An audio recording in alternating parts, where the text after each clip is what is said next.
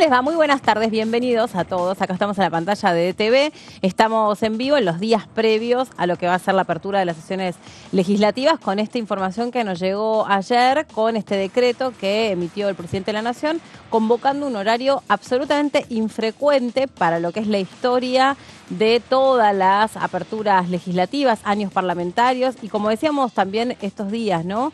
El punto de partida en verdad del año político, o donde se pone una bandera y se planta la hoja de ruta. 21 horas. Jessica Alcaño, ¿cómo te calza ese horario? ¿Cómo va? Bienvenida. Muchas gracias, Meli. ¿Todo bien? ¿Qué descansás? Se te ve. Sí, viste, las vacaciones. Se te ven un par de horitas, sí, nada más. Sí, efectivamente un horario muy inusual, aparte un viernes, ¿no? Sí. También a las 9 de la noche. Algunos dicen que es para que el presidente pueda dirigirse a la población en un horario donde hay más atención, porque suelen ser la apertura de las sesiones legislativas suele ser o por la mañana o al mediodía, y en este caso iba a ser un día laborable, o sea, la gente iba a estar en sus trabajos. Entonces, bueno, al cambiar el horario podría haber más atención. Eso es las versiones que circulan, por lo menos desde el oficialismo. Lo pongo, te miro y pienso, es rara esa explicación, porque justamente es un presidente cuyos canales de comunicación principalmente elegidos son las redes sociales, de modo que ahí vos no necesitás un horario determinado para transmitir en vivo, es decir, pareciera que se prioriza esa manera de dirigirse, que es el Twitter o el TikTok o otras redes sociales. Aún así, esta es una cadena oficial, esto tiene otro formato, también otro protocolo y otra formalidad. También yo escuché por ahí, le pregunto también a Martín Bravo, que está con nosotros. Hola Martín, ¿cómo va? ¿Qué tal? ¿Cómo estás? Dicen que es para emular lo que sucede en los parlamentos de Estados Unidos, ¿no? Con las aperturas legislativas o con los anuncios que habitualmente son de noche, que también son con otra estética, otra narrativa, mejor dicho, más allá del soporte, ¿no? La manera en la que este presidente viene cambiando el tono en todo sentido a lo que ya estamos acostumbrados.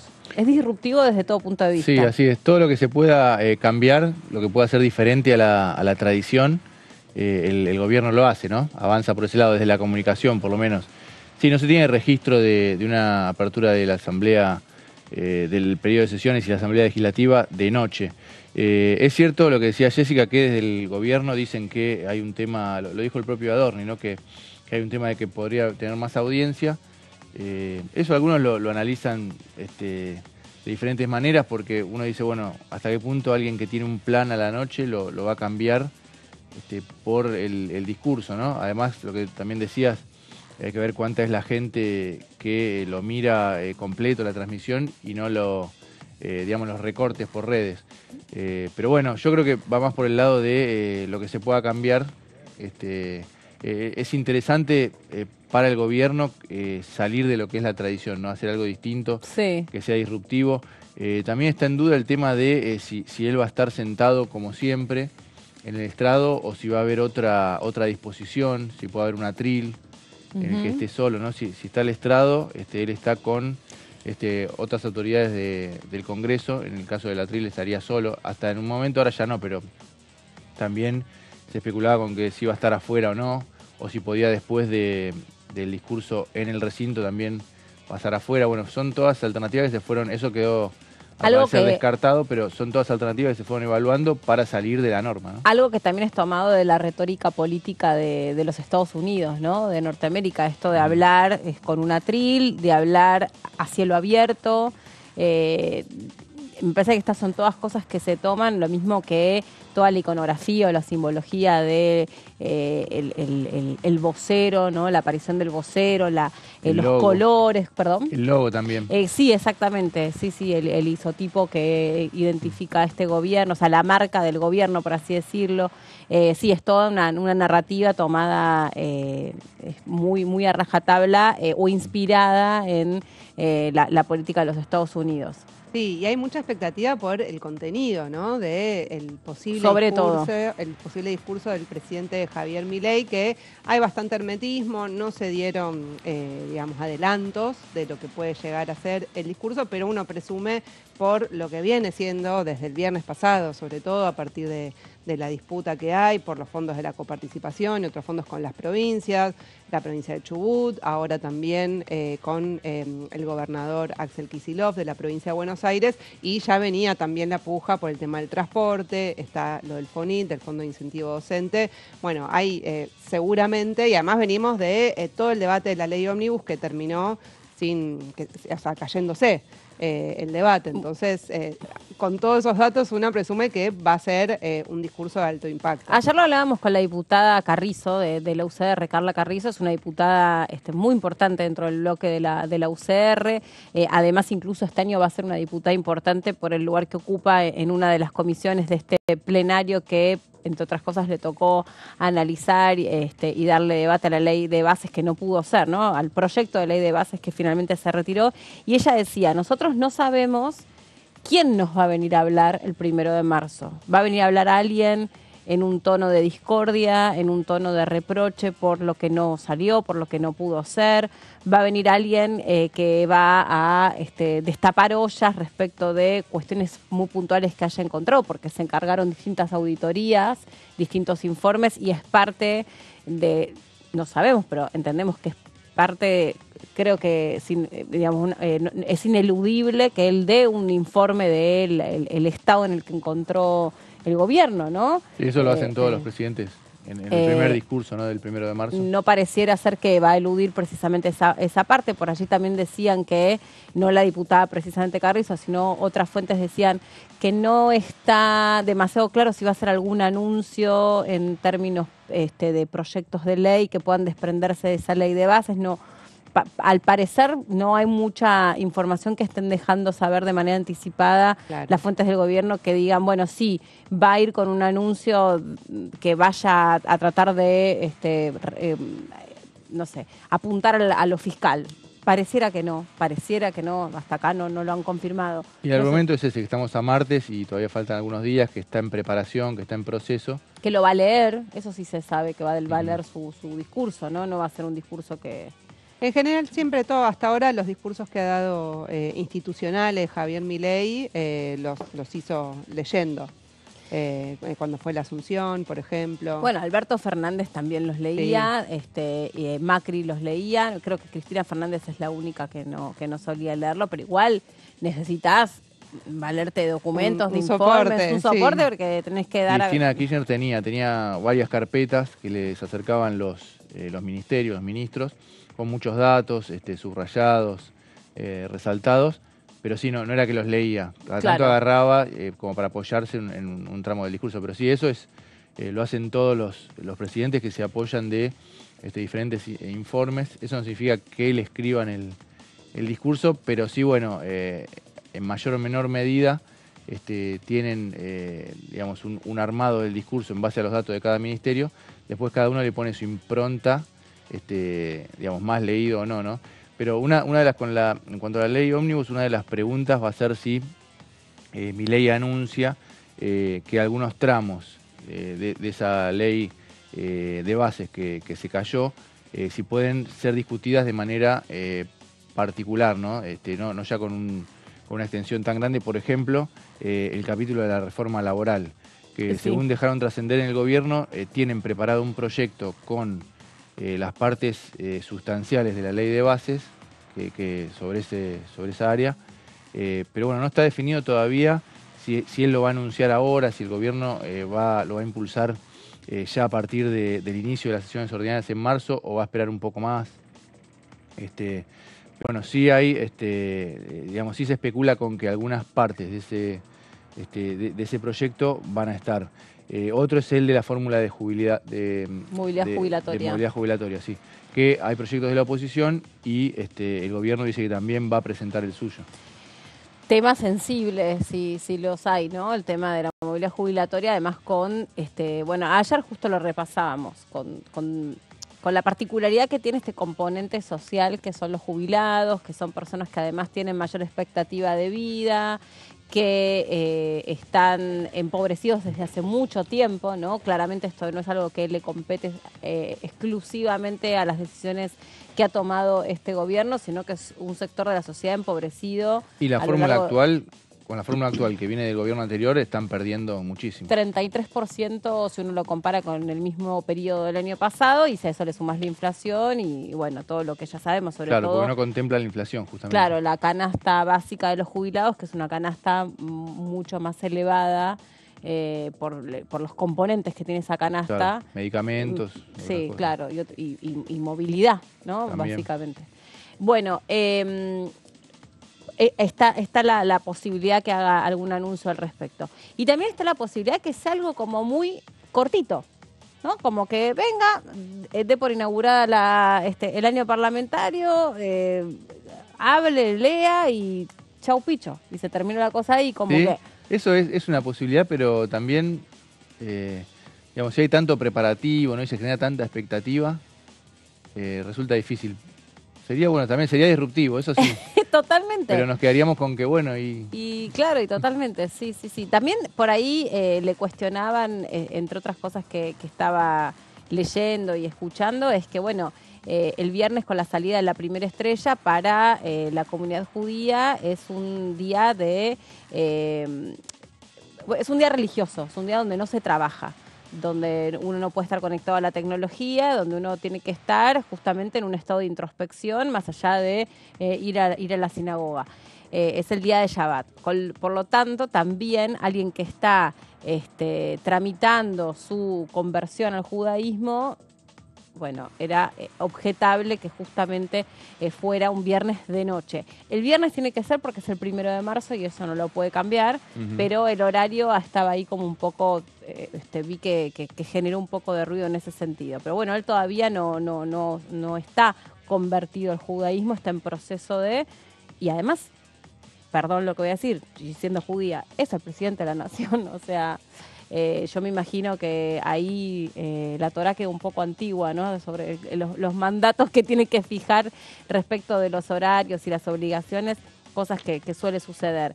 Hay distancias entre lo religioso, lo espiritual, por supuesto, y es respetable, y después lo que le compete a un presidente de la nación, de Argentina o de donde sea. Jessy, te veo ahí parada. ¿Con qué tema? Vamos con todo este debate que está viendo nuestro país sobre los fondos que reciben las provincias de parte del Tesoro Nacional. Hay un proyecto que fue presentado previamente a toda esta disputa que apareció desde el viernes, sobre todo, un proyecto para la actualización del Fondo de Emergencia Social de Santa Fe. Es un proyecto del socialismo, el Partido Socialista, que hoy integra el bloque de Hacemos Coalición Federal. Que tiene muchos santafesinos. Claro, sí, propone modificar la ley número 24.443, que es la creación del Fondo de Emergencia Social para el conurbano de las ciudades de Rosario y Santa Fe. Vamos a la siguiente placa para ver un poco cuáles son los puntos. Esta ley fue sancionada, que propone modificar, en 1995 y otorgaba fondos fijos de hasta 30 millones de pesos de otros recursos que le pertenecían a la provincia de Buenos Aires por el impuesto a los combustibles. O sea, lo que había era un porcentaje del impuesto a los combustibles que le correspondía a la provincia de Buenos Aires. De eso, por esta ley se estableció que un monto fijo de 30 millones vaya a el conurbano de Rosario y Santa Fe. Eso es lo que propone modificar. ¿Por qué? Porque justamente es un importe fijo desde 1995 hasta ahora, donde, bueno, las provincias se han actualizado con otros coeficientes de acuerdo a la inflación, etcétera, bueno, y esto se mantuvo fijo. Ese es el cuestionamiento central que hacen desde los diputados del Partido Socialista, que es Esteban Paulón y Mónica Fein, que también integran ambos el bloque que lidera Miguel Ángel Pichetto. Vamos a la siguiente placa. Este fondo fue prorrogado en varias oportunidades hasta la actualidad, pero justamente lo que proponen es modificar que deje de ser fijo ese monto, porque queda muy desfasado con respecto a lo que reciben otras provincias, en especial la provincia de Buenos Aires, porque le corresponde un porcentaje del impuesto al combustible a la provincia de Buenos Aires. Eso fue aumentando sus arcas, digamos, lo que fue la recaudación de ese impuesto, pero eso no impactó en este fondo de la provincia de Santa Fe. Vamos a la siguiente placa. Para el cálculo de la compensación que pide este proyecto, lo que propone es aplicar el mismo coeficiente de proporcionalidad utilizado en el consenso fiscal del año 2017 para la provincia de Buenos Aires en relación al fondo del conurbano bonaerense. Estamos escuchando mucho hablar de fondos últimamente.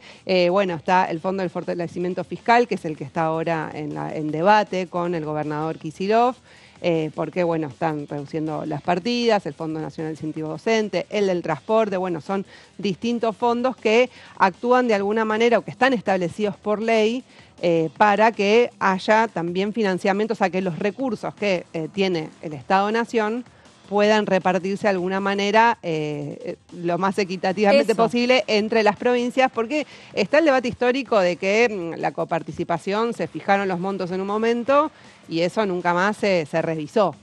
Entonces hay como parches de este tipo, de estos fondos. Y también hay impuestos como el impuesto a las ganancias, cuya cuarta categoría fue eliminado, que eso también deja un desbarajuste porque tiene una incidencia directa, porque es un impuesto coparticipable. Y lo que pasa es que acá tenés que estar ajustándolo y mirándolo con una calculadora científica en todo sentido, también porque el territorio tiene un montón de brechas presentadas en distintos aspectos, y también porque, por ejemplo, ayer explicaba o hacía un raconto o una descripción el gobernador de Buenos Aires respecto de, bueno, acá viven tantos argentinos, pero también cómo es el componente de las personas que viven acá, ¿no? ¿Cuál es el componente social, el nivel de demanda con los aportes del Estado que tiene, con los aportes no, con el sustento que puede dar el Estado para este componente social? Pues si vos afectás este fondo, según lo que explicaba el gobernador Kicillof, bueno, estás afectando infraestructura en cárceles, estás afectando escuelas, comedores, bueno, digamos, a los sectores más vulnerables en definitiva, ¿no? Claro. Bueno, el mismo debate estaba en relación al Fondo de Integración Sociourbana, que es otro de los que se debatió estos días porque se redujo el porcentaje que le correspondía por el impuesto país. Entonces, bueno, eso iba a la construcción de barrios populares, a distintos programas de vivienda. Claro. Sí. Entonces, bueno, ahí está el debate. No es que se eliminó, pero se redujo mucho. Antes se quedaba con un 30% del 30% del impuesto país y ahora se queda con el 1% de ese 30%. Sí, con un costo de vida y por ejemplo, había ahí dentro un programa que se llama, creo que Mi Habitación o algo por el estilo, que tiene por objetivo contener la situación de madres solteras, ¿no? Que tienen hijos a cargo y que necesitan un lugar para poder cubrir por ahí lo que en otros hogares te lo da una persona que vive con vos, ¿no?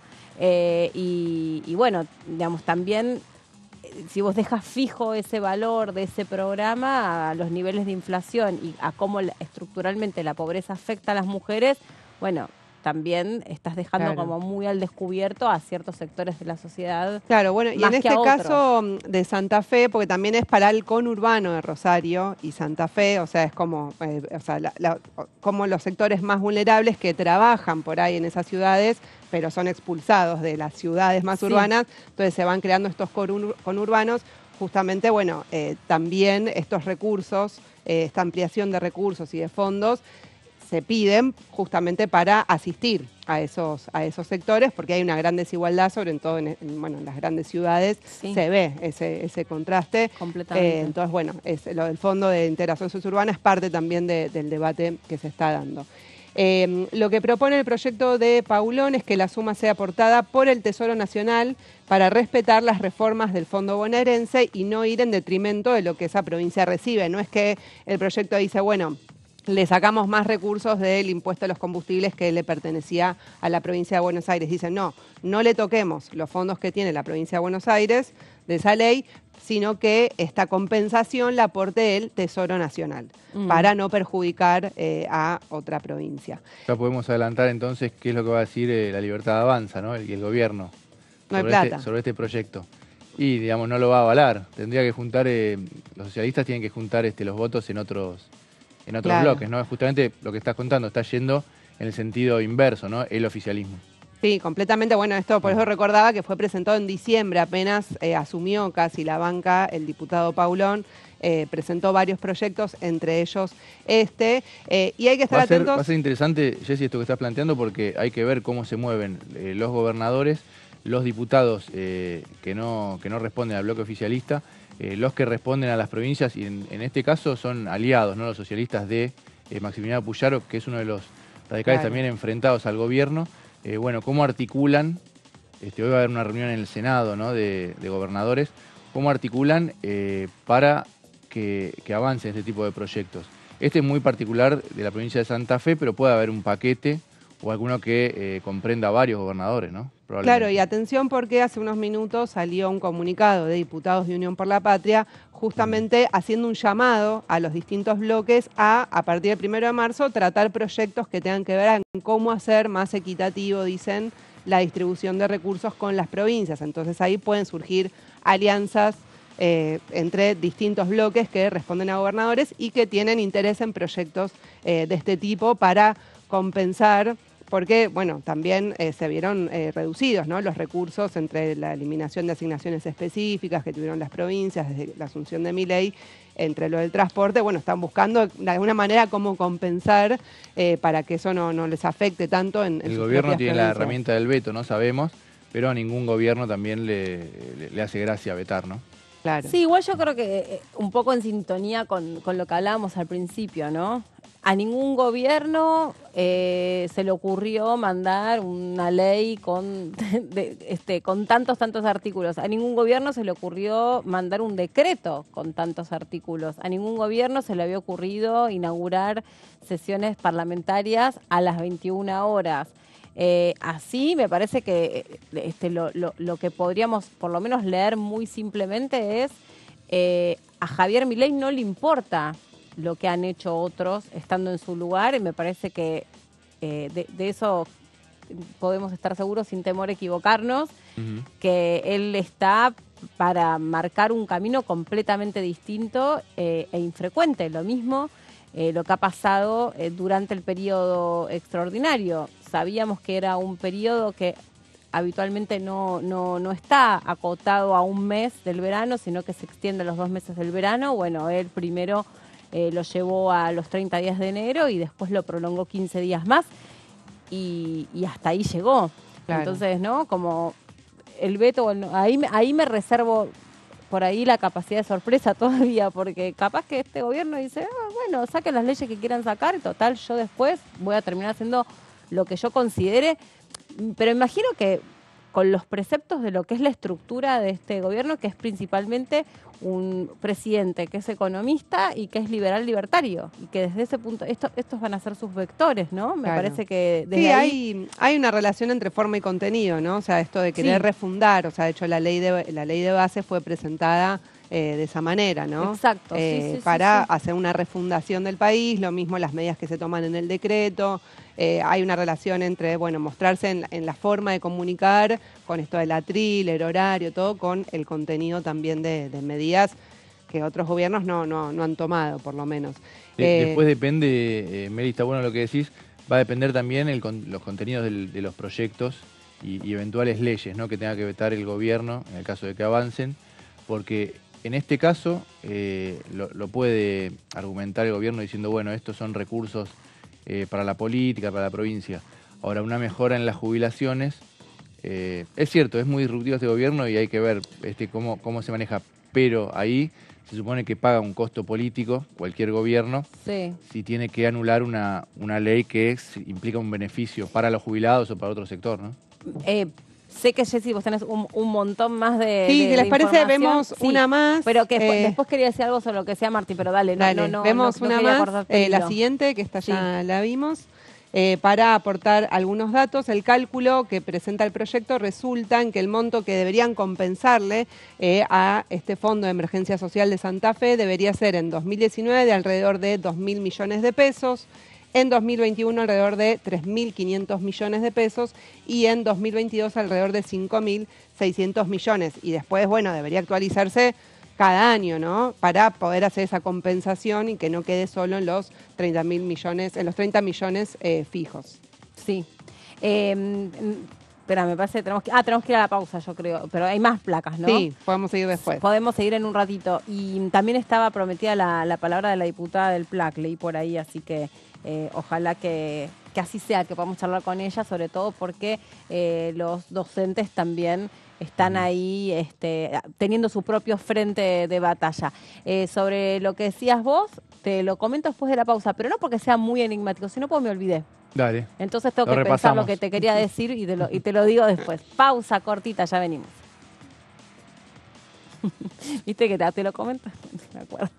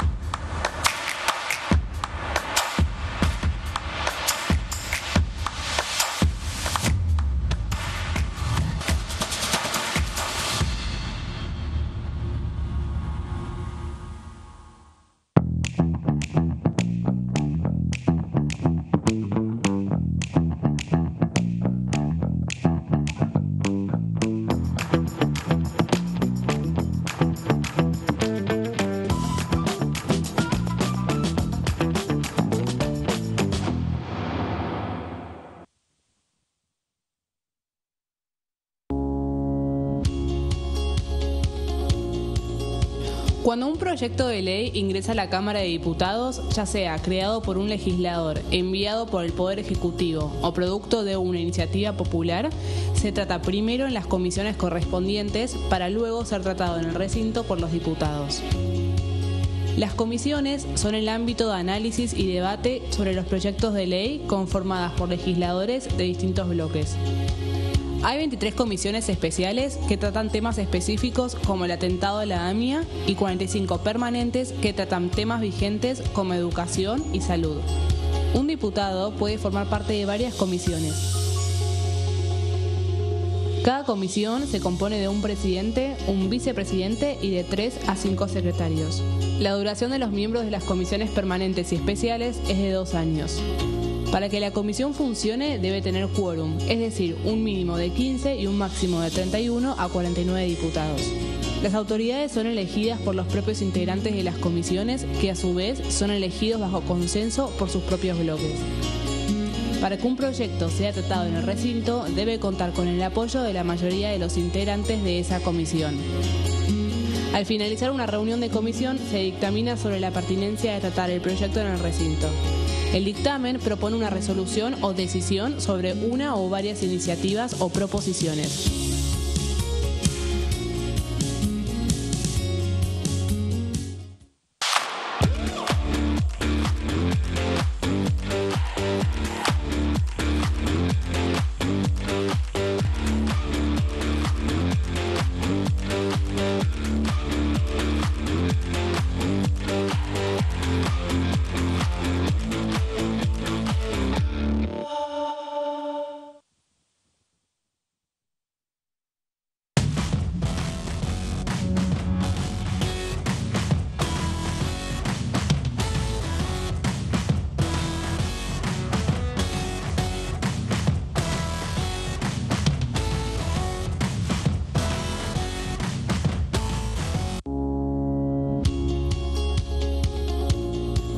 La Cámara de Diputados tiene 257 miembros. Los diputados debaten y sancionan leyes que rigen en todo el territorio nacional. Algunas de las más importantes son el presupuesto de gastos generales del Estado, el Código Civil, el Código Penal, la forma en que se rige el trabajo, las jubilaciones, entre tantas otras. Además, controla y hace un seguimiento de las políticas del Poder Ejecutivo a través de la visita de diferentes funcionarios o el pedido de informes, así como la posibilidad de realizar juicios políticos a los funcionarios. La duración de los mandatos de los diputados es de 4 años años y pueden ser reelegidos indefinidamente. Desde el momento en que asumen y hasta el final de su mandato, no pueden ser acusados, interrogados judicialmente, ni molestados por las opiniones o discursos que imitan desempeñando su mandato. Son requisitos para ser diputado tener al menos 25 años, 4 años de ciudadanía argentina y haber nacido en la provincia por la que se postula o haber residido en ella los 2 años precedentes. Se agrupan en bloques que expresan partidos políticos o afinidad ideológica. Existen también los monobloques integrados por un solo diputado.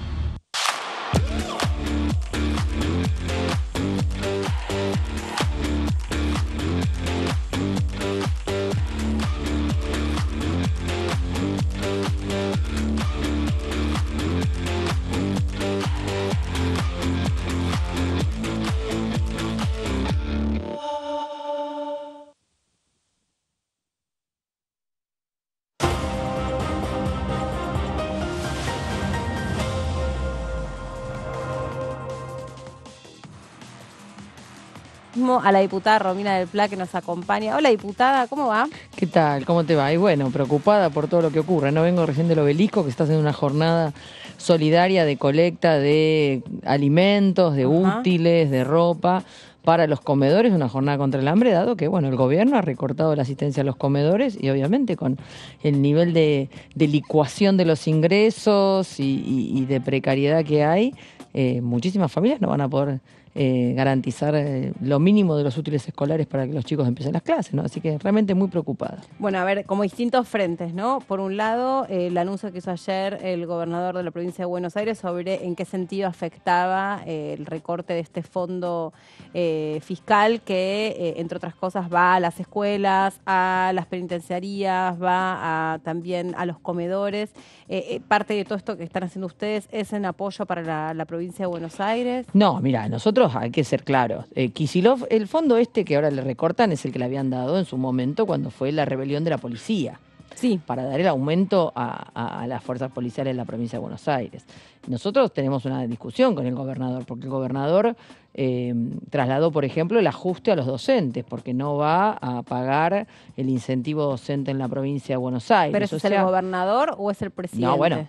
Por eso digo, trasladó el mismo ajuste que la Nación traslada a las provincias, como muchos otros gobernadores, lo traslada a los docentes. Ahora, la pregunta es, ¿se podrían buscar otros recursos en la provincia? Sí, yo creo que aunque transitoriamente, mientras se reclama que Nación ponga el dinero, nosotros de hecho hemos presentado un proyecto desde el Frente Izquierda para el pago inmediato del FONID, para que se convierta en permanente, para que sea remunerativo, para que además se garantice todo el resto de los fondos que tienen que garantizar a todas las provincias. Pero en el mientras tanto, obviamente entendemos que hay recursos también en la provincia donde se podría haber buscado. Por ejemplo, los exportadores, ¿no? Que siguen juntando a lo loco sus recursos y no trasladar ese ajuste directamente a los docentes o a otros trabajadores como está ocurriendo. Yo creo que en ese punto hay que distinguir.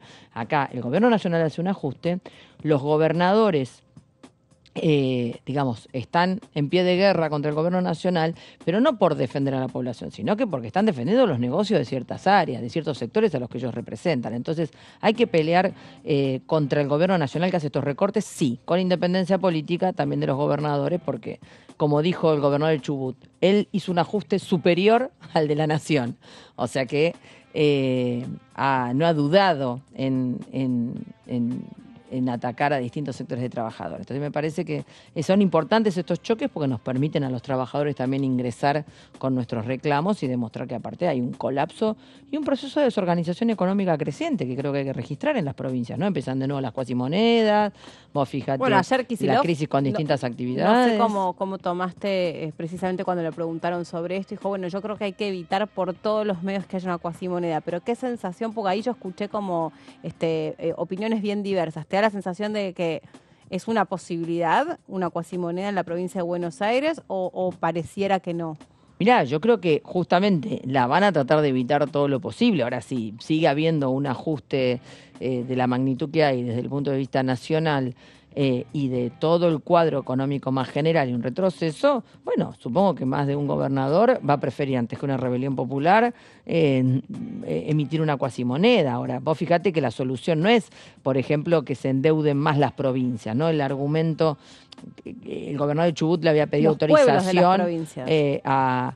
para emitir un bono para pagar las deudas. Bueno, el camino no puede ser un endeudamiento mayor de las provincias, porque justamente Chubut ya está endeudada. Entonces, ¿cómo tiene que ser la salida? La salida tiene que ser revisar cuáles son todos los recursos que está acaparando Nación y todos las otras áreas de recursos para recaudar que puede haber. Entonces, en ese punto no es poner un mayor peso del endeudamiento sobre la población, porque como vos bien decís, termina pagando ¿quién? Los pueblos de la provincia. Y Los la gobernadores gente, pasan, los presidentes pasan, después los ministros de Economía pasan, después la población queda pagando una deuda que no tuvo nada que ver. Entonces, me parece que ahí hay un problema importante y siempre recordemos que la crisis del 2001 vino precedida por una serie de crisis provinciales muy agudas, justamente como resultado de toda la política de Menem, que fue esta, enchufar servicios a las provincias, transferencia de escuelas, de hospitales, policía, justicia, etcétera, sin los recursos. Bueno, todo fue entrando en una crisis. Ahora, ¿no? hoy va a haber una reunión de los gobernadores aquí en el Senado, una reunión que anunció Kicillof, salvo Tucumán, creo que el resto de las provincias van a participar todas. Creemos, no lo sabemos. ¿Qué te parecería una respuesta razonable que ponga en el centro de la escena al ciudadano, a la gente? ¿Cuál te parece que podría ser una salida? Mira, yo creo que una respuesta razonable para atender a la población tiene que ser, en primer lugar, un aumento generalizado de salarios y de jubilaciones. ¿Y eso no te tira la inflación para arriba? No, porque vos fijate que el gobierno sigue emitiendo. Acá hay que ser muy claros, acá hay una cantidad de datos que se están planteando que son mentirosos, porque yo escuché a varios periodistas hoy decir, bueno, el gobierno mantiene un cierto apoyo y le va bien porque sigue con esto y sigue con esto porque en realidad ve que la macroeconomía le cerró en enero con déficit cero, no se está disparando el dólar, bueno, falso. Enero el déficit cero da porque no pagaron casi nada de lo que tenían que pagar. O sea, si hubieran hecho las transferencias a las provincias que deben hacer por ley, se hubieran pagado los servicios de deuda que tendrían que haber pagado y demás que fueron pateando y haciendo distintas maniobras, no tendrían déficit cero, a pesar del ajuste feroz que hay sobre la población. Y el otro argumento es que no están emitiendo. De hecho, Milei empezó a decir que iba a mandar un proyecto al Congreso para meter presos a los que emitan. Bueno, este gobierno está emitiendo a lo loco. ¿Para qué? Para sostener el bono de los exportadores y todo un mecanismo de especulaciones financieras. Entonces, no es verdad que la economía, la macro está bien. No. Entonces, la población está soportando un ajuste feroz que no corresponde y nosotros discutimos fuertemente que sean los salarios o las jubilaciones los que generen la inflación, ¿no? Y esto me parece que es importante. ¿Qué te imaginas que va a decir, anunciar y en qué registro, en qué clave el presidente de la Nación el 1 de marzo aquí en el Congreso? Yo creo que va a seguir con digamos, los mismos argumentos y el mismo paquetazo con el que viene desde que asumió, ¿no? Acá recordemos que hubo una serie de medidas. Primero, la devaluación brutal que se desarrolló en diciembre. Eso generó una disparada de precios descontrolado que no tienen nada que ver con los precios relativos. Ustedes vieron, estos últimos días hemos visto muchos informes de la comparación de precios, por ejemplo, con Europa, con otros lugares. La economía real. La economía real hace que acá los precios son el nivel europeo con salarios una décima parte. La leche ¿no? más cara en la Argentina una décima que parte. en Madrid. Sí. Increíble. Entonces, esas medidas son las que hoy están impactando fuertemente. Incluso poniendo dificultades en actividades que hasta ahora funcionaban bien, por ejemplo, como el turismo extranjero. El turismo extranjero empieza a tener dificultades porque ve que los precios se le han disparado enormemente y demás. Entonces, el gobierno vino con una batería de medidas, eso, el decreto 70-2023, el protocolo antipiquete, la ley ómnibus, ha fracasado en imponer prácticamente todo. El DNU, lo que queda en pie, hay que voltearlo urgentemente. Seguimos insistiendo que hay que convocar la sesión acá en diputados para ponerle un límite y hay que insistir con la idea de que no es real que ahora que se formó la bicameral no hay que convocar la sesión, ¿no? Hay que convocar la sesión porque la bicameral ya venció el plazo para que trate el DNU. Entonces yo creo que Milei va a insistir con esas medidas, va a insistir con las medidas del ataque a los derechos laborales, va a insistir con la idea de la esencialidad educativa, va a insistir con la idea de que no hay plata y que hay que ajustar más aún, va a atacar a los, a los jubilados en nombre de decir defenderlos, porque también ese es otro tema que hay que decir. Cuando alguien le pregunta por los jubilados, dice, bueno, no, pero me voltearon los artículos de la ley ómnibus. No, la ley ómnibus lo que planteaba era suspender la movilidad jubilatoria en nombre de vaya uno a saber en qué momento venía una nueva. Para mejorar las jubilaciones no necesita suspender nada, basta con que dé un bono o una medida especial y con eso alcanza. Y en el medio se robaba todo el Fondo de Garantía de Sustentabilidad del ANSES, ¿no? Entonces, no es verdad que ahí también venía alguna solución a los jubilados. Entonces va a insistir, va a atacar los regímenes especiales, todas medidas contra la mayoría de la población y que también terminan afectando a otras áreas productivas, porque lógicamente terminan estando afectados otros sectores. ¿Cómo interpretas que es a las 21 horas el horario? Mirá, yo creo que, por un lado, quizás se está esperando que eso pueda evitar una movilización masiva. Le informamos que no va a ser más que concentrar todo lo que iba a estar repartido a lo largo del día, lo va a concentrar a la noche, primer tema. Segundo, que es muy infantil, porque estamos con un presidente y sus asesores que quieren el prime time. Si quieren prime time, que se postule para Gran Hermano.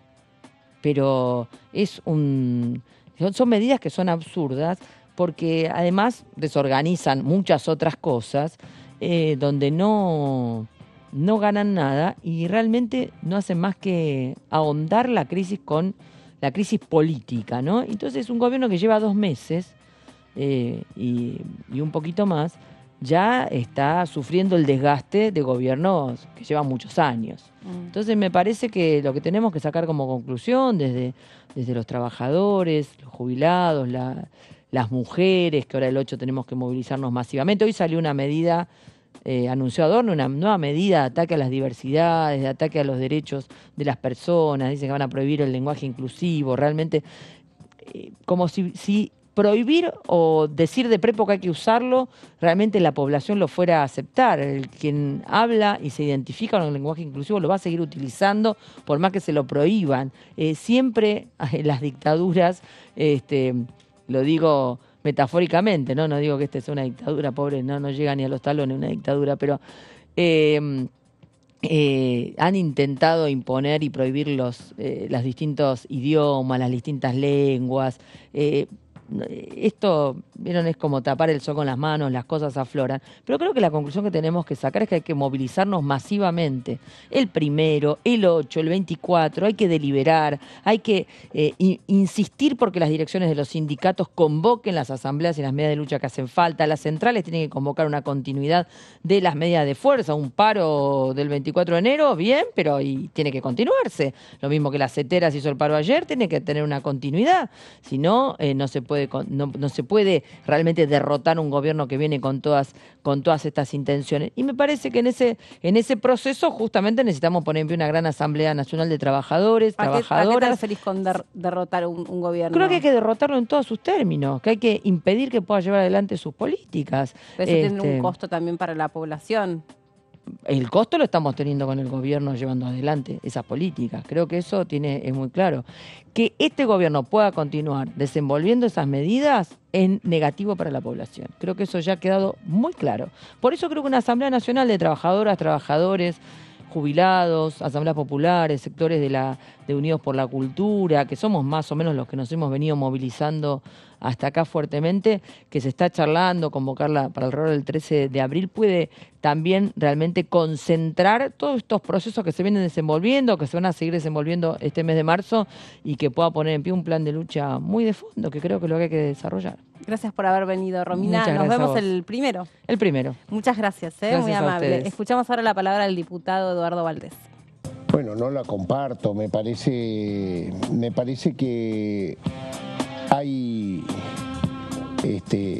cuestiones que hacen a la vida cotidiana de los argentinos, que es convivir con los vecinos, ¿no? Y me parece que dentro de esos vecinos Brasil es el vecino más importante, no solo por vecindad, por volumen de país, sino también porque junto con China deben ser nuestras dos primeras países a los cuales le exportamos nuestros productos. Sí.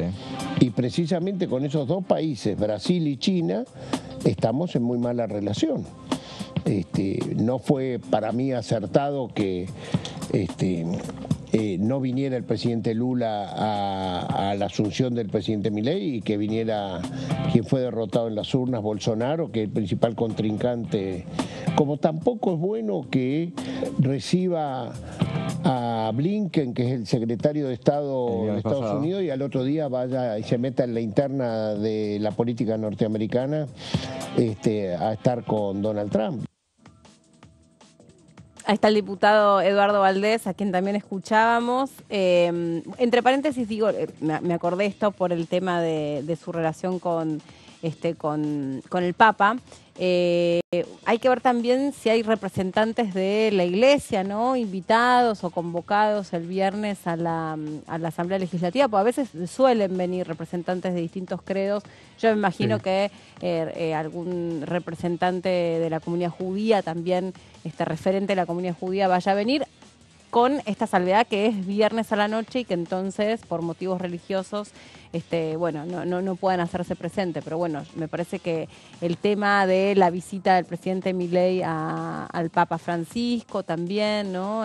Toda la cuestión del contenido de su discurso, que muchas veces es un discurso que toma algo de la épica de lo que fue el derrotero del pueblo judío, tal vez algo de todo esto se vea representado.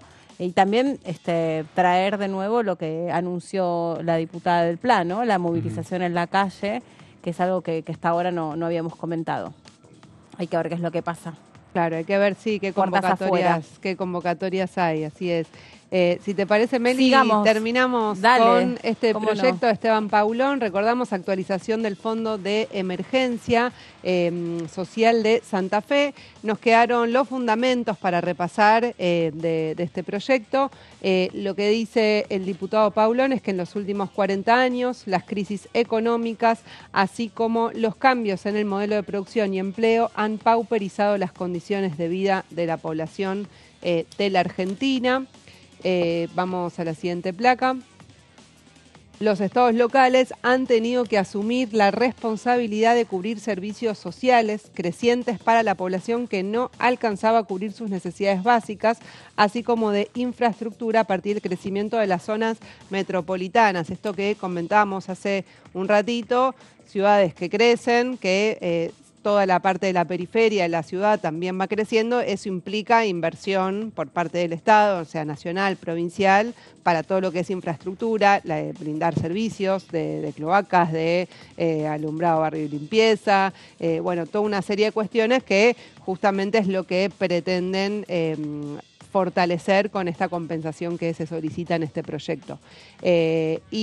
También plantea que es estricta equidad y justicia que la compensación otorgada a la provincia de Buenos Aires sea replicada proporcionalmente en el Fondo de Emergencia para los conurbanos de las ciudades de Rosario y Santa Fe. Es decir, si a la provincia de Buenos Aires se le amplió esos recursos, tiene que ser proporcional con provincias que tienen problemas similares en las zonas metropolitanas de las ciudades más importantes de su provincia. Y creo que quedaba una más. Sí, que este proyecto está construido con base al presentado por el diputado Enrique Esteves, mandato cumplido también del Partido Socialista de Santa Fe, que nunca tuvo tratamiento en esta honorable Cámara. Así que este es un poco el repaso de este proyecto de Esteban Paulón y que de alguna manera está cruzado o cobra nueva vigencia con todo este debate que hay sobre los fondos entre las provincias y el gobierno nacional. Sí, ayer escuchaba una entrevista que le hacían al ministro Guillermo Francos, ¿no? Donde le preguntaban justamente sobre esto, la relación entre el presidente Javier Milei o el gobierno, el Ejecutivo Nacional con las provincias, la cuestión de las partidas. Se puso el acento en esto que mencionabas vos, Jessy, el FONID, ¿no? Que hablábamos también con la diputada del PLA, que representa entre el 10 y el 20% de los salarios docentes, según la provincia en la que cada uno esté. Acá, bueno, ahí lo que decía es, bueno, cuando no hay plata tenés que ir recortando de todo un poco y obviamente son afectaciones directas a la vida cotidiana de quienes viven en las provincias, pero bueno, la realidad es que el FONIT, dice, es un fondo que está caído, punto. Desde el momento en que está caído, no es que este gobierno lo está recortando, está caído. Obviamente el retruque era, bueno, está caído porque no se lo continuó. Si vos discontinuás, es una manera indirecta de recortar o de sacarlo, cuando siempre se renueva casi por default cada 5 años. Entonces está caído porque cayó justo en este gobierno que se cayó, pero medio como que va de suyo que se vuelve a instalar, porque además hace a la nivelación de los sueldos docentes, pues son muy diferentes, con todas las responsabilidades que los docentes, además de educar, tienen. Claro. ¿No? Porque muchos ponen de su bolsillo para que se terminen de completar los platos de las viandas que se dan desde las provincias en las escuelas. Muchos docentes cuentan esto, que por ahí la maestra prepara algo en la casa. Claro, los materiales para cartulinas. Los materiales, pero me estoy refiriendo a la comida también, que muchas maestras del interior de la provincia de Buenos Aires, del interior de las provincias del país, saben que los recursos de los comedores de esas escuelas no dan abasto, porque cada vez están más desfinanciados, entonces no dan abasto para alimentar a toda a todos los chicos, o si los van a alimentar a todos, ya cada vez es con menos valor calórico, entonces las maestras también preparan algo y lo llevan, ¿no? Y es así, es como una cadena que quedó, también son quienes por ahí llevan algún producto para sacar los piojos, lo compran ellas, lo llevan, o sea, como que están poniendo algo más que ir y dedicar sus horas a enseñar. Entonces, bueno, quitarle el 15 o el 20% de los salarios, o el 10%, ya el 10% del salario de un docente, que es alguien que ya está ahí rayando la línea de la pobreza, bueno, es muy representativo. Claro, entonces, sí, teniendo en cuenta además que va a haber debate de paritarias, ¿no? O sea, si se elimina el FONID es un porcentaje del sueldo que dejaría de estar, o por lo menos la provincia tiene que ver, si lo quiere sostener, cómo hacerle frente con recursos propios, pero todo en el marco de que o sea, se están discutiendo paritarias. Y ahí los gobernadores están en un dilema, ¿no? Porque algunos intentan mantenerlo, pero también, claro, tienen carencia de recursos por otros lados. Pero es interesante, ahí lo que dijo la diputada del PLA también. Claro, es la diputada atendible. del PLA también apunta al gobernador Kicillof. Entonces ahí el gobernador dice, bueno, por un lado son fondos que venían de Nación, pero también van a tener un costo ellos, ¿no? Tanto con los docentes como con referentes políticos del arco opositor. Sí, me parece que por lo menos es incorporar una postura que hasta acá no había aparecido tanto, que es, bueno, ojo, también al gobernador le compete tomar una serie de decisiones para ver a qué otro sector le recorta si no quiere que el docente cobre 10, 15 o 20% menos, ¿no? Y si lo que te va a decir es, bueno, pero ya me vienen recortando de otro lado también. Sí. ¿Cómo hago? ¿De dónde saco los recursos? ¿No? Sí. Es complejo. Aparte, por ejemplo, el gobernador de Chubut, Torres, ni bien asumió, dijo que no tenía ni para pagar los aguinaldos de diciembre. O sea, del año que se pagan en diciembre, ¿no? ¿Se acuerdan? Uno de los primeros que cuando fueron las primeras reuniones dijo, yo recibí una provincia quebrada, o sea, no sé si tengo para pagar los aguinaldos, no sé si los pudo finalmente pagar, no sé ahí qué pasó, no me acuerdo. Sí, se abonaron. Sí. Pero bueno, ahora con el inicio de las clases, en el día de ayer hubo paro docente. En algunas provincias se sintió bastante, hubo movilizaciones. Córdoba, una movilización muy grande de la docencia, y en Santa Fe también, con mucho acatamiento. Sí, y otra vez la brecha, ¿no?, entre el pibe que va a un colegio privado, que pudo empezar, porque prácticamente ahí los docentes no tienen la chance de suscribir al paro, aunque están bajo las mismas condiciones, porque esto afectó a los docentes de gestión privada y de gestión pública, o sea, todos resultan afectados por esta situación, pero el pibe que va a una escuela privada pudo ir a la escuela, mayormente. No sé en el caso de las escuelas subvencionadas o con algún tipo de ayuda, esas que tienen convenio religioso. Como sistemas mixtos, ¿no? Claro, eso. Que reciben subsidios. Sí. Ahí no sé qué pasó con esas escuelas puntualmente, y también la diferencia entre distritos, ¿no? Ayer en Ciudad no tuvo tanto impacto el paro, ¿no? Y arrancaron las clases, mayoritariamente por lo menos. Sí. Y bueno, me parece que bajo todo este clima hay que tener la expectativa de qué cuadro de situación presenta Javier Milei, ¿no? A quién le va a hablar, en qué tono, ¿no? Después que también dijo que el Congreso de la Nación era un nido de ratas, entonces va a meterse en ese nido, de ahí que sea, me parece destacable esto, que por ahí no va a sentarse, sino que va a hablar parado con un atril. Ahí también había como algo para analizar, obviamente, porque no son cosas que son secundarias en la elección de los recursos que hacen a tu discurso, ¿no? Es parte de la retórica. ¿Les parece hacer una pausa? Dale. Pausa cortita y ya seguimos con más y les seguimos contando todo lo que pasa en el Congreso. Si te querés enterar, tenés que estar acá, en un ratito ya venís.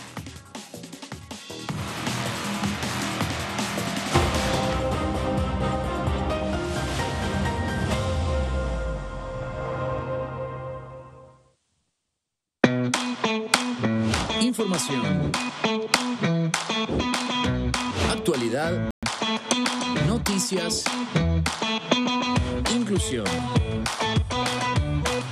Libertad. Incluidos. Noticias sin límites. Lunes y miércoles, 18-15 horas.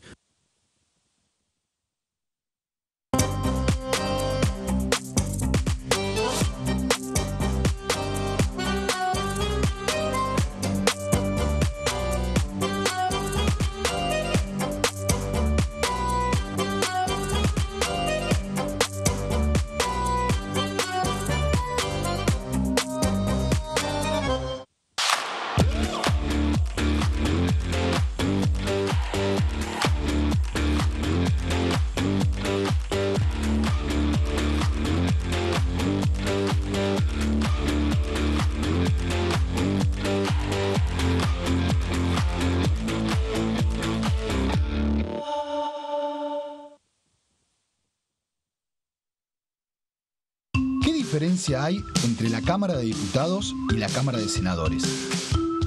La Cámara de Diputados representa al pueblo de la nación argentina. Esto significa que las provincias más grandes y con mayor cantidad de habitantes tienen muchos más diputados que las provincias más pequeñas. La manera de establecer las cantidades es proporcional. La Cámara de Senadores representa a las provincias.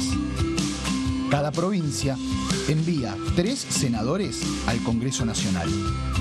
El total de senadores es 72, dado que las provincias argentinas son 24. Este es un número fijo. Por ejemplo, la provincia de Buenos Aires cuenta con 70 diputados nacionales y la provincia de Tierra del Fuego con 5. Pero tanto la provincia de Buenos Aires como la de Tierra del Fuego cuentan con 3 representantes cada una en el Senado de la Nación. Cada 2 años, el Congreso Nacional renueva la mitad de sus diputados y 1/3 de sus senadores nacionales. El mandato de los senadores es de 6 años, mientras que el de los diputados es más breve, dura solamente 4 años.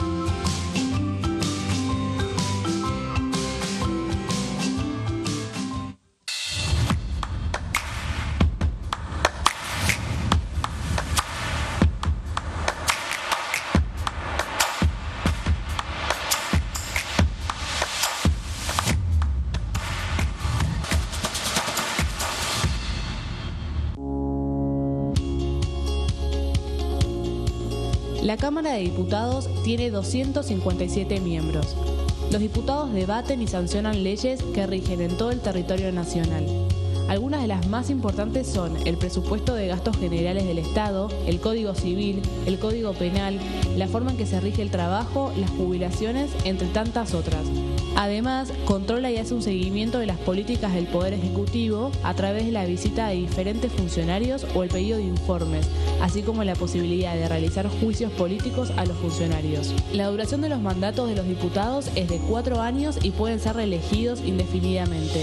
Desde el momento en que asumen y hasta el final de su mandato, no pueden ser acusados, interrogados judicialmente ni molestados por las opiniones o discursos que imitan desempeñando su mandato. Son requisitos para ser diputado tener al menos 25 años, 4 años de ciudadanía argentina y haber nacido en la provincia por la que se postula o haber residido en ella los 2 años precedentes.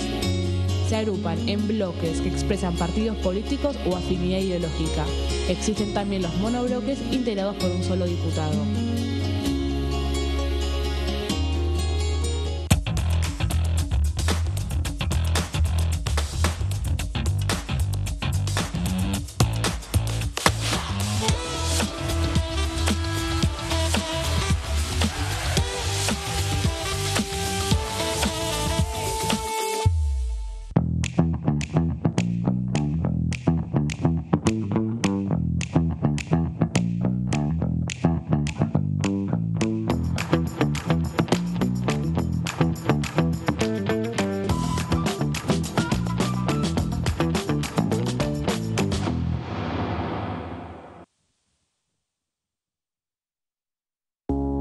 Las sesiones son el espacio donde los diputados debaten proyectos de ley para su aprobación, modificación o desaprobación.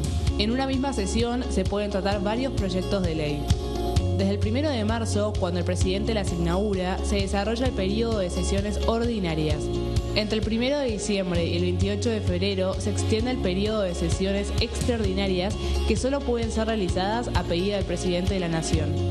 En el recinto, el bloque oficialista se dispone a la derecha del presidente de la Cámara, el bloque opositor mayoritario a la izquierda y en el centro los bloques con menos cantidad de integrantes. En el tratamiento, en general, los diputados tienen 7 minutos y los jefes de bloque entre 20 y 12 minutos conforme al número de legisladores que representen. La sesión es dirigida por el presidente de la Cámara de Diputados, que administra el uso de la palabra y las distintas instancias del funcionamiento. A la izquierda del presidente está el secretario administrativo, a la derecha el secretario parlamentario y debajo de él están los taquígrafos, que registran cada uno de los testimonios.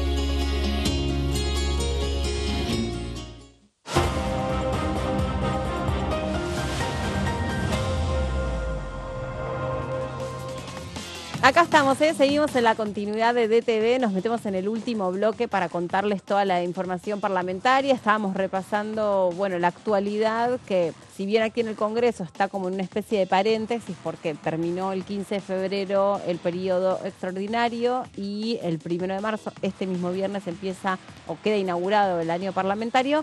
Estos días, bueno, está pasando de todo, ¿no? Se imaginan que además ya quedó reunida la bicameral, con lo cual también había expectativas sobre si este próximo jueves se volvía a reunir y con qué actividad.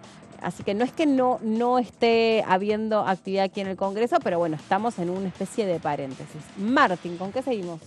Sí, seguimos con uno de los temas que adelantábamos antes, el de las jubilaciones, el de la actualización de los saberes jubilatorios. Hay expectativa por lo que pueda llegar a decir el presidente Javier Milei el viernes, pero ya los bloques de oposición están presentando proyectos en ese sentido. Vamos a repasar, vamos a contar el panorama general, pero vamos a repasar uno en particular, que es el proyecto de la coalición cívica. Lo presentó Juan Manuel López, que es el jefe de bloque, y vamos a analizar cuál es la fórmula que propone, ¿no? El proyecto propone sustituir el artículo 32 de la ley 24.241. Esta es la ley del sistema integrado de jubilaciones y pensiones.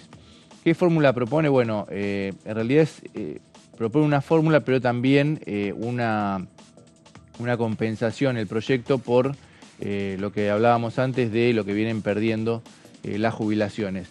la coalición cívica propone en marzo de 2024, en marzo de este año, que se mantenga la actual fórmula de movilidad. Recordamos que es en base a la recaudación del ANSES y a la variación de los salarios.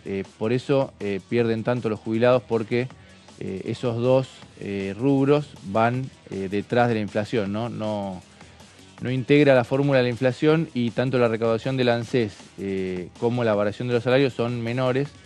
Eso hace que pierdan. Pero bueno, la coalición cívica mantiene esta fórmula por marzo, y vamos a ver en la próxima placa que lo que hace es dar un 10%, otorgar un 10% adicional como compensación en concepto de pago a cuenta de las prestaciones del mes siguiente, del mes de abril.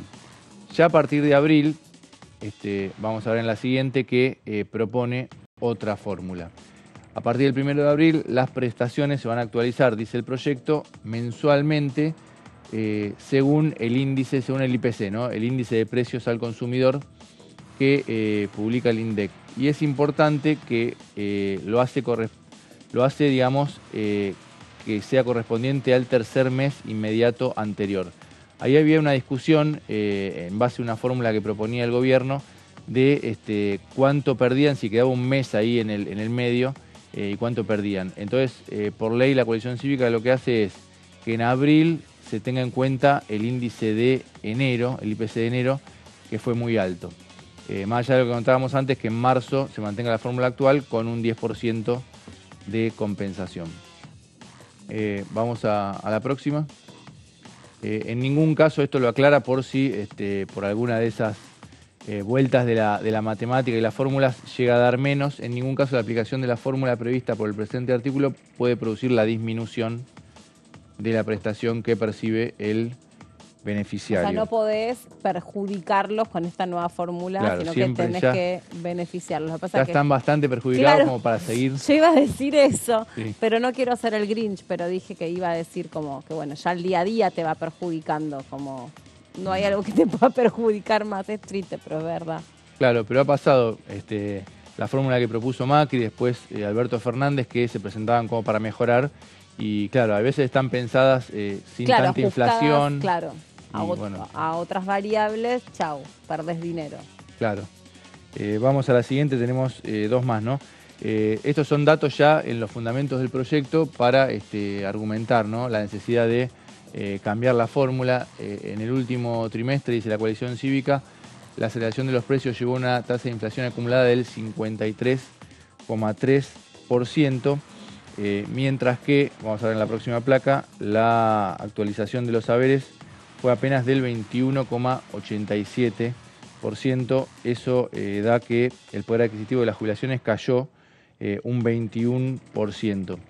Y para este primer trimestre de 2024 se espera o se estima que la inflación sea del 65%, y ya tenemos el porcentaje de lo que va a ser el aumento de marzo, que es 27,18. Además, Caputo, el ministro de Economía, anunció un bono de 70.000 pesos para las mínimas, pero bueno, de todas maneras no va a alcanzar.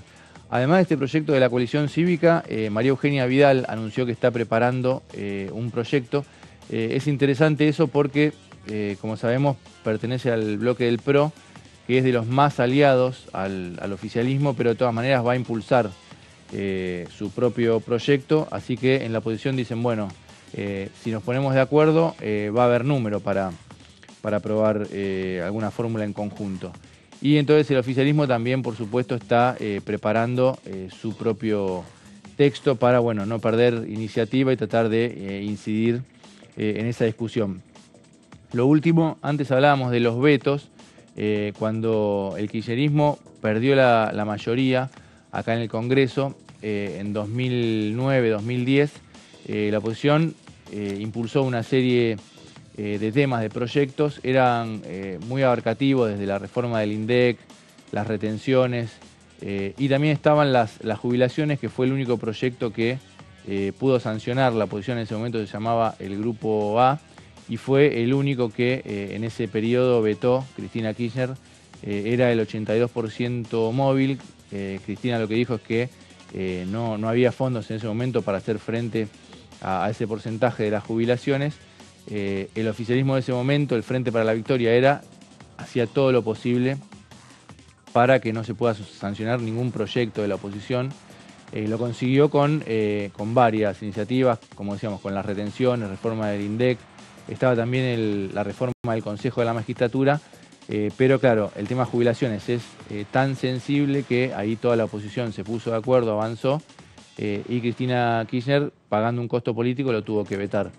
Veremos ahora si el gobierno, cómo maniobra, ¿no? Acordate que en ese criterio de semaforización de que los partidos o los bloques más dialoguistas, ahora no sé cómo se llamarían, pero que para el momento en el que se debatía la ley de bases eran los más dialoguistas, el tema de la fórmula jubilatoria era un tema en rojo, o sea, era muy importante que no quedara aprobada esa fórmula que se proponía, porque se interpretaba que iba a haber un perjuicio muy grande desde el cuando se empezaba a aplicar esa fórmula. ¿Se acuerdan que quedaba ahí como unos meses de descubiertos? Claro. Y después era muy discrecional, lo que decía la oposición era que quedaba discrecionalidad del Ejecutivo. Claro. No había fórmula, era... no, pero después lo cambiaron. Después se propusieron algo, ¿no? Claro. Pero acá de entrada era eliminar la fórmula actual, que es cierto, es muy desfavorable para los jubilados, pero en un principio no ponía ninguna fórmula que daba a criterio del Ejecutivo. Sí. Después sí hubo algunas modificaciones y ahora el gobierno deja trascender que está preparando una fórmula. Claro. Les quiero contar que recién apareció una sentencia en el tema de Chubut, a donde la justicia hace lugar, dice, en este comunicado del Juzgado Federal de Rawson número 1, esto es previo a la reunión que va a haber con los gobernadores, así que es una información importante, hace lugar a la medida autosatisfactiva solicitada por la provincia de Chubut contra el Estado Nacional, Ministerio de Economía, disponiendo el cese de la retención que, en concepto de reembolsos por préstamos acordados en el marco del Fondo Fiduciario para el Desarrollo Provincial, la demandada, o sea, la provincia, viene realizando sobre las sumas que ha de percibir aquella en concepto de la coparticipación federal, hasta tanto se concrete la refinanciación de la deuda, y después exhorta a las partes a que arbitren medios conducentes tendientes a la cancelación y al refinanciamiento de la deuda en condiciones razonables que no importe el compromiso de servicios esenciales del Estado provincial. Bueno, una medida favorable al gobernador Ignacio Torres, tal Exacto. como había sucedido, creo que Rawson también había sido el que le dio una medida favorable por lo del transporte. Sí, este es el juez Ricardo Sastre. Así que bueno, esto también es una información que recién se recibe, que es la sentencia de coparticipación. Claro, ¿no? Y ahí está el conflicto que se inició, digamos, a partir del viernes pasado con la provincia de Chubut y el Estado Nacional, es alrededor de esta deuda que tenía la provincia de Chubut y que parte del acuerdo era poner, que lo había tomado el gobierno de Arcioni, ¿no? El gobierno anterior, y parte del acuerdo era poner como garantía los fondos que le corresponden por la coparticipación a la provincia. Entonces el gobernador Torres había pedido una refinanciación de esa deuda. Él dice, bueno, no me la dieron y retuvieron 13.000 millones de pesos directamente de la coparticipación, que el gobierno provincial contaba con eso. Entonces, bueno, eso desató de alguna manera este conflicto y, bueno, y esta presentación judicial que hoy se resuelve. Digo esto porque ayer el gobernador Axel Kicillof anunció que hoy se iban a reunir todos, o sea, anunció una serie de respuestas, ¿no? Para el quite de este fondo el fondo fiscal, fortalecimiento de fiscal fortalecimiento, es el nombre, sí. no me acordaba la segunda palabra, porque son tantos los fondos que te vas olvidando. Hoy a las 5 de la tarde en el Senado hay reunión de la gran mayoría de los senadores. Tucumán es el único que no... No, es con los gobernadores. Con los gobernadores. Claro, ¿Qué dije yo? Con los senadores. No, en el Senado con los gobernadores, exacto, sí. De la Patagonia, ¿no? Los gobernadores, bueno, está Beretilnec de Río Negro, sí. Silioto de La Pampa, Rolo Figueroa de la provincia de Neuquén. En el caso de Claudio Vidal, la última información que estaba circulando era que iba a participar por Zoom, que era el único de Santa Cruz, ¿no? Que era el único que no iba a estar presencial, así que bueno, ellos van a estar reunidos. Porque, bueno, parte de la amenaza que había planteado Ignacio Torres de alguna manera de Chubut era si no se resuelve esto, tenemos la llave para cortar el suministro de petróleo y de gas, lo cual sería un problema. Ya hemos visto el año pasado, cuando no había nafta de verdad, las filas interminables. Sí, entre otras cosas, ¿no? Porque una cosa es para cargar combustible, pero además es todo Y lo para que la es el industria. traslado de alimentos, el tema de la calefacción de zonas frías Claro. también, que en muchos casos llega a través del suministro de gas. Están tratando de evitar eso. O sea, ya algunos Ujú. gobernadores de la Patagonia decían, bueno, hay que No, y ver. también dar una respuesta mancomunada a distintas tensiones que se fueron generando, ¿no? Porque estos días lo explicaban, creo que el propio Paulón, que lo mencionabas vos, que viene siendo como un diputado que por ser relativamente nuevo aquí en la Cámara de Diputados, muy reactivo, ¿no? Algunas cuestiones que vienen sucediendo, se ha expresado con preocupación sobre distintos temas, no solamente, bueno, lo de Santa Fe en su momento también hubo una embestida contra Yarlora, ahora, bueno, ese fue el caso de Torres, Kicillof, o sea, como que, bueno, hay Quintela distintas. también en su momento, Exacto, de La también. Rioja. Sí. Ahora Así- se está quejando por una deuda que no pudo pagar y le responsabiliza al gobierno. Así que yo creo que es como, bueno, más allá de lo que puede implicar esta pica con Chubut, en realidad me parece que es como una respuesta que trascienda ese árbol, ¿no? Que va como un mensaje por elevación, yo creo. Claro. Sí, hay que Porque va a ver. haber una conferencia de prensa después. Supongo que sí, que van a anunciar a ver qué acuerdos llegaron o si hacen algún nuevo comunicado, porque el primer comunicado lo firmaron de forma conjunta, todos estos gobernadores que son aparte de Y distintos había signos, otros. de distintos gobernadores signos más. políticos, claro, o sea, Hasta Jorge Macri también acompañó. Ese es los de Juntos por el Cambio, Sí. lo que era Juntos por el Cambio, los 10 de Juntos por el Cambio. Sí. Jorge Macri, a su vez, sí, hay todo un cruce de discusiones, está reclamando por la coparticipación.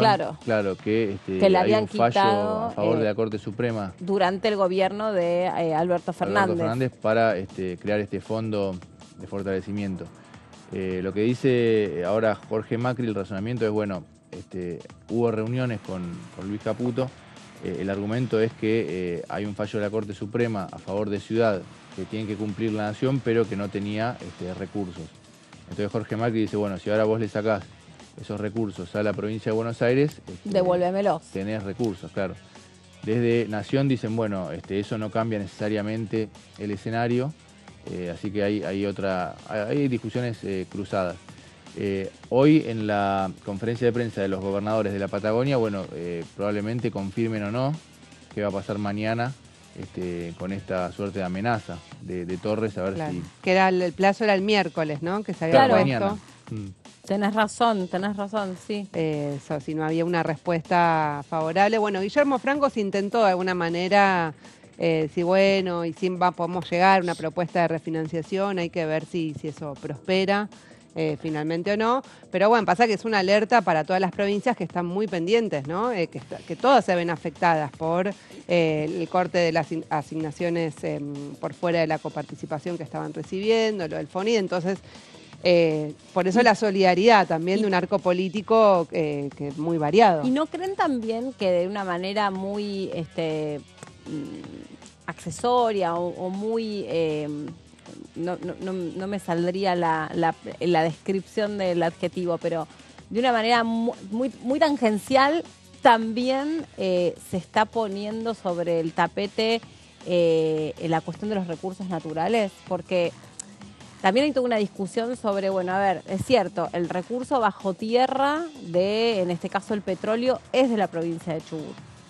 Pero todo lo que vos hacés una vez que extraes ese petróleo y cómo lo distribuís y a través de dónde lo distribuís y el abastecimiento a nivel energético del país, yo no sé si es algo que realmente pueda llevar adelante un gobernador. Porque, bueno, está en juego toda la cuestión territorial y también casi les diría la subsistencia de las personas en todo el territorio, no solamente en Chubut. Claro. No sé eso logísticamente cómo se dirime y en todo caso, si esto termina en la justicia, qué se le puede endilgar a un gobernador, porque también no se descartaba la vía judicial. Bueno, acá justo hoy un fallo que es judicial, pero ¿qué resuelve la justicia sobre un tema que tiene a los recursos naturales en pugna? Claro. Sí, en este caso es, sí, lo que vos decís, o sea, afecta al suministro que hace a la vida cotidiana de las personas, ¿no? Claro. O sea, y a que puedan llegar los alimentos a los distintos lugares, poder transportarse, tomar el colectivo, para ir a trabajar, o sea, afectaría la industria. Entonces sí, es algo sensible. Después hay que ver, o sea, siempre se pone en discusión justamente por ese artículo de la Constitución del 94 que le da el dominio originario a las provincias de los recursos naturales, que es el debate que siempre surgió cuando fue la ley de humedales.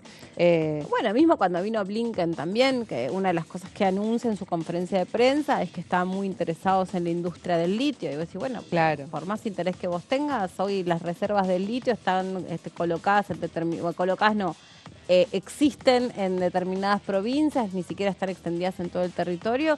Y ahí también hay una ley que nunca salió, que es la ley la ley del litio, que también Alberto Fernández trató Sergio Massa lo mismo. Y bueno, lo único que se sabe es que el litio, la reserva del litio es de la provincia donde está el litio. Claro, o sea, ahí hay una diferencia, creo, entre lo que hace a la vida cotidiana de las personas, bueno, sí, y donde hay negocios, o sea, todo lo que tiene que ver con la exportación de esos recursos naturales o bienes comunes naturales. Bueno, ahí siempre las provincias se ubican con un cierto poder de veto o tratando de poner condiciones para que también de todos esos recursos quede algo en las provincias, ¿no? O tengan poder de decisión, sea en participación como en la toma de decisiones. Claro. Por ejemplo, en el caso de YPF, que también siempre, bueno, se buscaba la manera de darle un lugar en el directorio de la sociedad a las provincias para que también, o sea, era parte del reclamo, ¿no? Claro. Entonces, bueno, ahí es parte de la negociación, creo que se va a tener que llevar adelante con la estructura que hay hoy y los negocios por venir, digamos, que se están preparando. Claro, y también hay diferentes interpretaciones. El recurso es de la provincia, pero después, de acuerdo a algunas miradas, el Congreso puede regular.